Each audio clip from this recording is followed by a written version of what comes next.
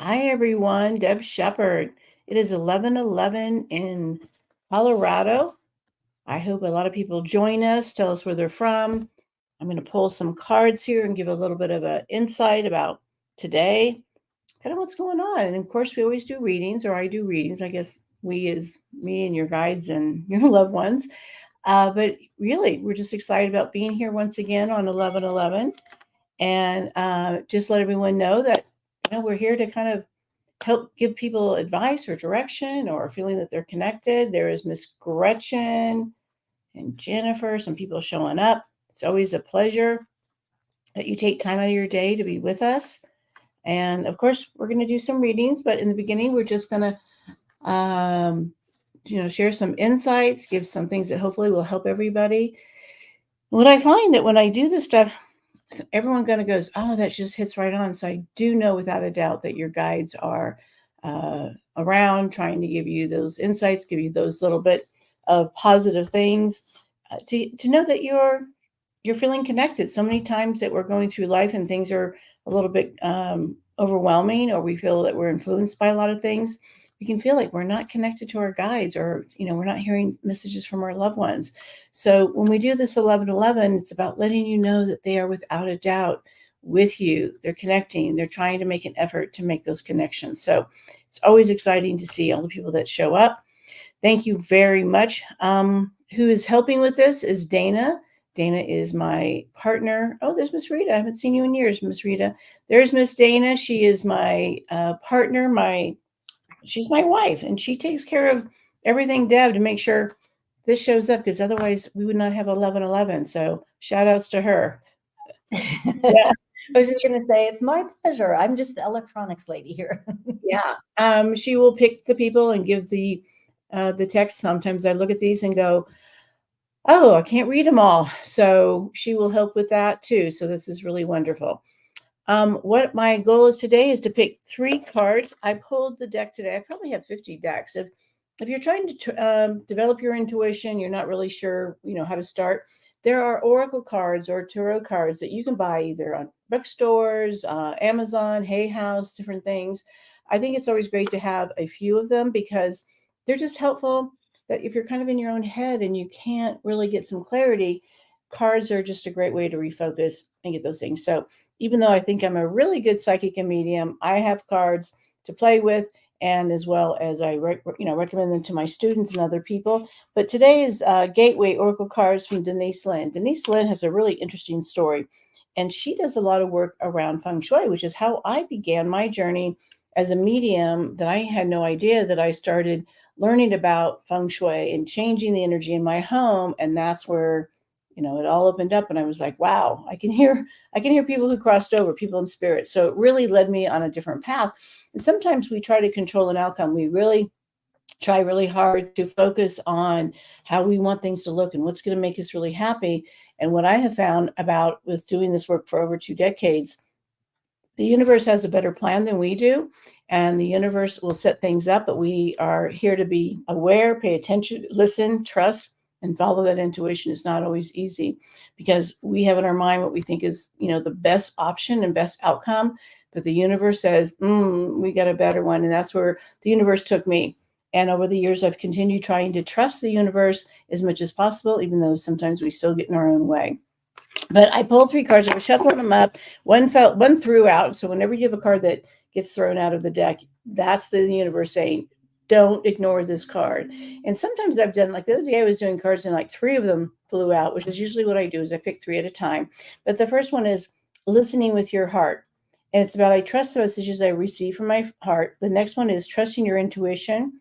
My life is truly guided, and hearing messages from spirit, which is a little bit about today.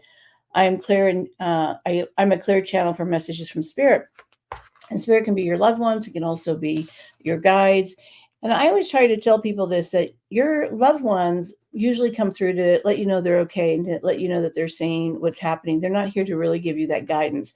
And sometimes we think we want our loved ones to tell us, but you have a whole set of, masters over there that have done this work that are here to help you unconditionally, to guide you. And those are the ones that have that ability, that higher intention and consciousness to give you directions. And I think it's always clear to say, they're not attached to your outcome, but they're attached to making sure that you receive their messages. So you get messages multiple times until you kind of get it. And I know sometimes with me, I'm a little stubborn. So it takes multiple times for me to go, oh, okay, this is what they're trying to tell me. Listening with your heart. We've been talking about this in some of my classes called Solution, where our intuition and our heart are very connected. And when we get into ego, which is our fear, our intuition goes out the window. And so when we are listening to our heart and following it, our left brain will go into, oh, what about this? And give you all that fear. But your guides don't want you to go into fear. They want you to be able to trust the process. So listening to your heart will always guide you. It's your compass and direction. Many times, though, we will listen to our heart and then we go into, well, what about those people? What would they think? And what I'm worried about so and so. So all these things come into mind when we are not listening to our heart and we start going into those distractions. I always think about squirrel, we get distraction over here instead of really listening to what our heart is trying to guide us in the right direction. It does not mean you're being selfish. It's self-love. It is where your intuition is coming from to help you through the whole gentleness of love.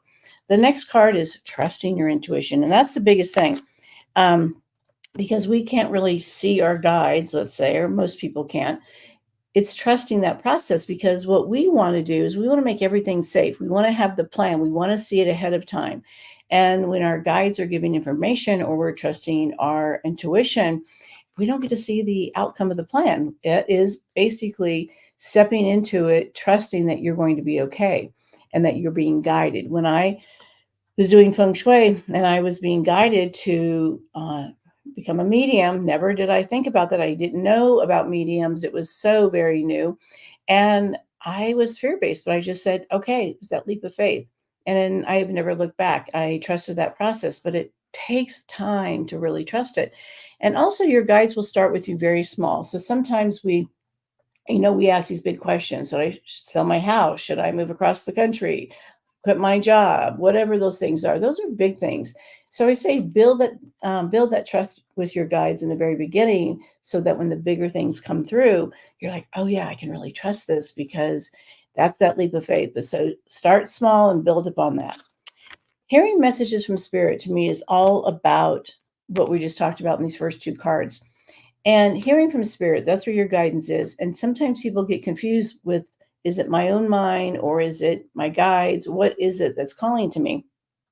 It will be in your voice and your tone, but it's very like, oh, wait a minute. Yeah, that's a great idea. It's that pause that we get sometimes. And so I think people think it should be this loud thunder of information, but I think that would scare us. So it is something very subtle. And your guides and those from spirit are trying to communicate with you. And it might be other ways than just listening. So part of learning to develop your intuition is looking at your sensitivity. What part of your body are your guides using that is the most sensitive for you? So is it your hearing? Is it your heart? Is it your gut? Is it your mind? Are you seeing things around you that are messages? So learning to connect with your guides means, how are you wired so that you can hear these messages? And again, it may not just be audio like through your ears. It's going to be many different ways. And when I communicate with people who've crossed over, I use all my senses to communicate depending on their personality. So you are working all of your senses to be able to hear these messages. So if you're trying to develop your intuition and you don't have any oracle cards, go online. There's some great ones out there.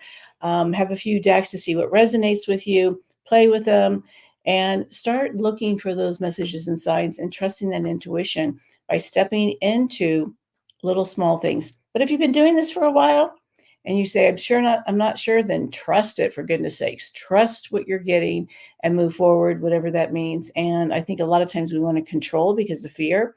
So that is really about surrendering and trusting your process that you're going through. So I've got people asking questions here, Dana, and where people are from and all those kind of good things. Yes, ma'am. Lots of questions about intuition. Let's see. And definitely we'll do some readings in a minute. And as we kind of answer some questions, I love that. Want to talk about how you get messages and what you need from? Yeah, for doing a medium reading, I usually need, for this kind of situation, it's just tell me the first name of the person you want to hear from and how they're connected to you. And if it's a child or someone in that generation, their age is always helpful, but not necessary.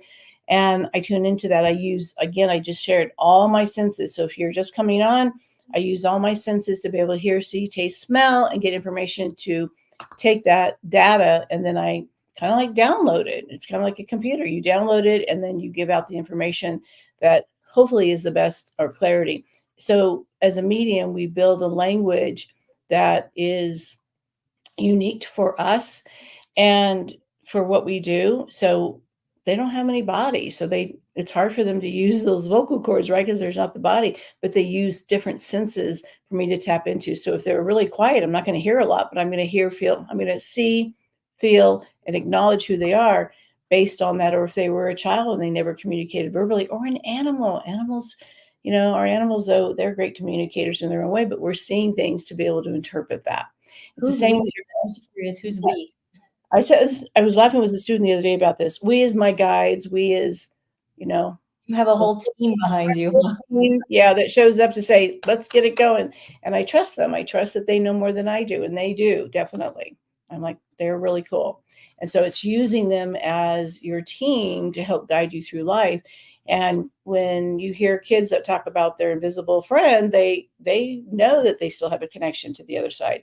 As we age and we gather information, we don't trust that we have a support system on the other side. So it's bringing that back. So, which is really cool.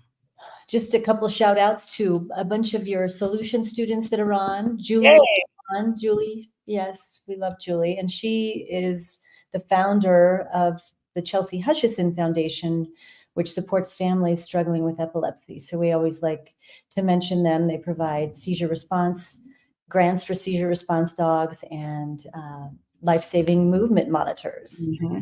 They're incredible. They are. Hello from all over the country, actually. Colorado, Connecticut, Texas, Scotland. Wow. Minnesota, yeah, all over. So I love that. And what's really great, a lot of people don't like Zoom or they want to be in person. But the fact that we can connect around the world, and as a medium, we can connect with any soul, no matter how long they've been gone. So it's sort of the same sort of energy. We can make that connection. There's no barriers, and we think that there's barriers, and there's not. That's just in our head. Yeah. Well, people are entering information for readings more so than questions. Did you want to just jump into a couple readings? Yeah. Was anyone having questions about intuition or? No, I haven't, but type your questions in. If you have questions about intuition, Deb can clarify and help you with that too. But we can jump into a reading here. Let's see. First one I came to, Susanna says her dear friend Michael passed yesterday, but he had come to her in dreams for the past week. How does she know if he's truly reaching out to her? Yeah, I'm assuming, I don't know, but, and they can connect immediately. So people sometimes think, oh, did I give them enough time? I don't encourage someone to have a reading when it's been done just recently. So we are giving you one. So I guess we're going a little bit different, but Michael feels like to me that maybe there were some things going on in his life, that he was either sick or there was some things going on in his life. I think obviously, Suzanne, you're intuitive. So he was probably making those connections ahead of time to kind of give you a heads up. It's a premonition, which is really cool, that we can be a little bit more prepared that there is actually a connection, that energy, that vibe that we can get, that feeling. Michael is going thumbs up. He is there with an older male, and that feels like it's either your father or his father that's crossed over. So he's mentioning that he's not alone. And I'm getting a small to medium-sized dog that's with him. So this could be yours or his. I feel like Michael had a big heart, but I just feel like there was a lot of stress going on. I just feel like there was a lot on his plate before his passing. But he's doing this to me, which is kind of fun. Like, I'm good. I'm there to go. So I would assume, Suzanne, that these are just premonitions that you and Michael are probably very connected on some different levels. And that's why he showed up in your dreams. Very cool. And dreams is a fabulous way to get messages. Yeah. Share validations too, as Deb does a reading. Just share a note or two about what is, the reading that she's providing and confirmation. Mm-hmm. Couple questions. If you don't listen to your intuition, does it keep trying or does the opportunity vanish? And that's from Julie hopefully I say this right, Grabowski Brandstrom. Cool name. No, they will give you many opportunities, but like with anything, there is a window for opportunities. So let's say you get a job offer, they may give you a week to respond. So if you think of that, your guides are going, okay, you have this opportunity, let's give it to you. And if you don't take it, they will provide you with other opportunities that may be similar or something that will make it safer. But absolutely, they don't say, oh, when we're done, they will give you more. But if you're also reluctant, they may not keep pestering you thinking, when are you going to be ready? And for some of us, we have to be in a place that we're ready for change. Sometimes we are wanting to hold on to the old way, even though we may say we want something different. We're not ready to kind of make those shifts. So that could be a part of it too, the kind of the play, but they don't give up on you. Absolutely not. They know us humans can be a little bit stubborn. Another question real quick. This one was interesting as well. Everyone says anyone can connect with their loved ones who've crossed. I've tried and don't get anything. Any suggestions? That's from Lynn Knoll. Yeah, I think everyone can make a connection with their loved one. Do I think everyone's a medium? Absolutely not. Just like I learned to play the piano as a kid, but there's no way that I'm going to have a concert for anyone playing because no, I can't read music anymore. So yes, we can all learn to be able to be open channels for those that we love. What I recommend if you're trying to hear from certain individuals, there could be a disconnect for guilt around yourself or a feeling of I didn't do enough, those kind of things that will show up that is harder. So I try to explain to people, try to connect with people that you're less connected to, or try to read for people that you know. So maybe they'll show you a picture of someone that you can kind of tune in and start getting those validations to start knowing how it feels. And then you can start trusting it. So as a medium, I get things that come through and it feels like, it's like just weird, what random things, but I trust it because I've done it for so long, where you may be getting random things thinking, well, that doesn't make any sense. And it might be the questions you're asking or what kind of things that you're wanting to come through. So are you trying to control it or are you allowing it to happen? So again, getting some oracle cards, having some fun, reading for somebody else to kind of see if you're kind of aligned and connected, and looking at your vibe. Are you feeling guilt and shame? Are you demanding that it comes this particular way? Are you frustrated with the person who's crossed over? All those things create a kink in the connection to the other side. So medium for myself, I don't have any history with your loved one. So it's easier for us to plug in and channel that information. But keep trying, don't give up.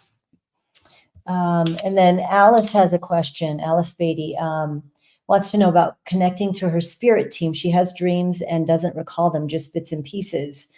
And I'm bringing that up because I want to mention too, on your website, you have a free course about dreams that you can sign up for right on the website, which is, I'll pop it up there right now.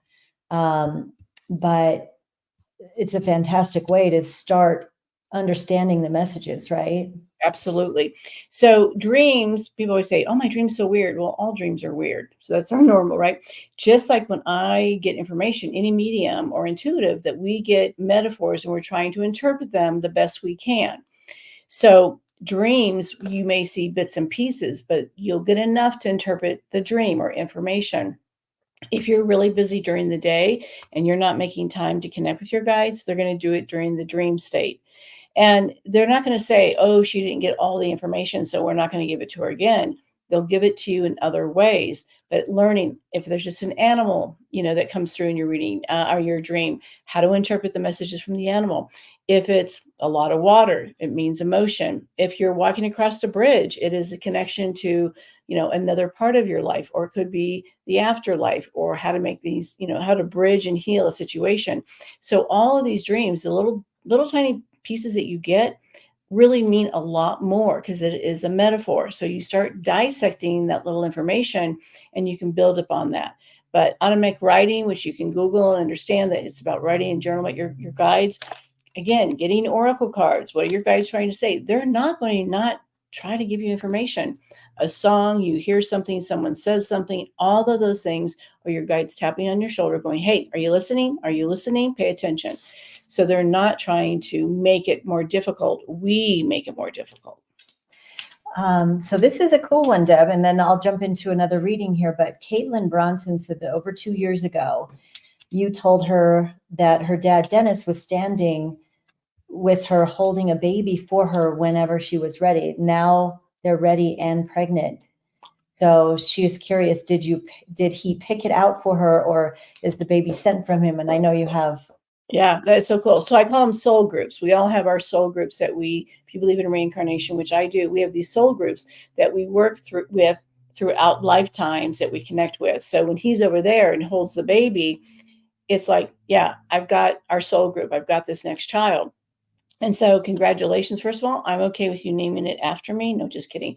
But it's letting us know that sometimes we think if our loved ones are crossed over, we say, I want them to see what's happening. I want them to know this is going on in my life. They do see. This is evidence that your dad did see. He knew that you were thinking about this, and now it's coming to fruition. Okay, I'm going to say it's a girl. I'm usually not right on this. So if you know the sex, please share what I'm admitting it. Well, now you have to share the story though about why you say you're not right on it. You're right Yeah. 50% of the time. But yeah, my guides like to keep my ego in balance. So it's one of the areas that they go, yeah, you're not usually right on this. So we're letting you know, we tell you everything else. So it's kind of my fun game with my guides, but I still try for fun. But yeah, they do know. And that's why that is so important to see is, congratulations. They are aware of it. So they don't really pick it. You, in my opinion, you chose this child before you incarnated. This child chose your family. Yeah. Awesome thought, isn't it? To Yeah. think that you plan this all out. Sherry Bell is wanting to connect with her daughter Savannah, who is 24.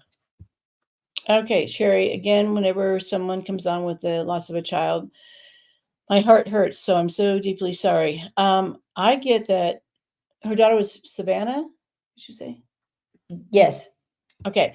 The feeling I get is this child's a spitfire. I mean, how do you, she reminds me of just this child that had her own way of doing things, her own way of seeing life. There's a creative side to her. There is definitely that energy of I got this. But I also feel there's just a lot of challenges around her that as a mom, you either, felt like you couldn't do enough or couldn't protect her, but she's bringing this up. Huge smile on her face. Definitely this outgoing spirit. And I feel like your grandmother, Sherry, is there with her. And this might be your maternal side because she says there's an older female there that met her and helped guided her. And I feel like she comes through to you by either feathers or birds because she's showing me the wings, hence the wings, and says that she's apologizing to you. She said, Mom, I was deeply loved. I was deeply cared for. There was just a lot going on in her life. Her death feels a little unexpected, maybe for you or for the people that, loved and cared about her. But she says that she knows that she's not forgotten. And I get this oftentimes that I'm seeing a little shrine or something that you have about her, maybe a photo, maybe an urn, things like that you talk to her. She goes, Mom, I'm hearing your messages loud and clear. So just, she is hearing your messages. Again, I'm so sorry. Yeah, it's always heartbreaking. Oh, Caitlin Bronson answered, she's got 2 twin baby girls. well, I had to get it right that way because it's a girl. There was 2 of them. Power. Thanks, Caitlin. I love being right because it's a hard one for me. But congratulations. So we won't be on next week. Deb won't be on next week, but she will be on the following week, just to give you guys a heads up. So we'll be out doing some work in San Diego next week. But do you want to do one more? And then before we... Yeah, someone on here, her name is Joyce, but go ahead. She's talking about cigarette smells. So yeah, when you have smells, absolutely know that those are ways to get your attention. They're saying hello. So yeah, if anyone had one more person to do a reading for, of course. Sure. Was that a psychic kid or was that, because I don't see a Joyce? Yeah, so Joyce Hess, my little brother passed 2016. So we're seeing different things. Yeah, I saw it up here earlier and I thought, yeah, because it's a smell. When you smell those things, they're saying hello. And you're thinking, there's no one smokes here. Yeah. I'll just jump into the one that entered in the last message. Oh, there's no names. shoot, 1 second. How about Lori? And she wants to connect with her granddaughter, Anna, who was 8, another child. Okay. I'm so sorry, Lori. Grandchildren, children of any sort, is way too young. Anna's got this really big heart, and I'm getting, full of her own energy. And I'm getting here, she really made an impact on the people in her life. And I feel like she was one of those teachers. Like she showed other people how to truly live a life. And she is telling me that there are things being done in her name, which tells me, that people are continuing to celebrate whatever purpose she came into in this lifetime. And it feels like there was just some challenges for her in this lifetime. So whether this is physically or whether people around her or mentally, things like that, but there were definitely some challenges. And she just feels like there's just been so much love. And she's laughing at you, doing this to you and saying, when are you going to get the tattoo? Now, I get this once in a while, but I don't know. Grandma, are you thinking about getting the tat? Because she's saying there's something about the tattoo in memory. And she's got with her someone's small dog. So this is Lori. It could be your small dog or someone, maybe hers in her life. But she's bringing up this small dog, and that dog had been gone a long time ago, just FYI. But she's bringing through, she has a small dog with her. And Lori, if you're, feels like maybe your dad is passed, so she's there with her grandpa. So she's bringing through that there's someone there with her, but she's definitely not alone. And she says, I have a village with me. I have definitely a village with me. And so big hugs to Anna, because I just feel a lot of love for this child. Definitely. There's a lot more to the story, I feel. Okay. Thank you, everybody. Thank you. We'll see you again soon. Namaste.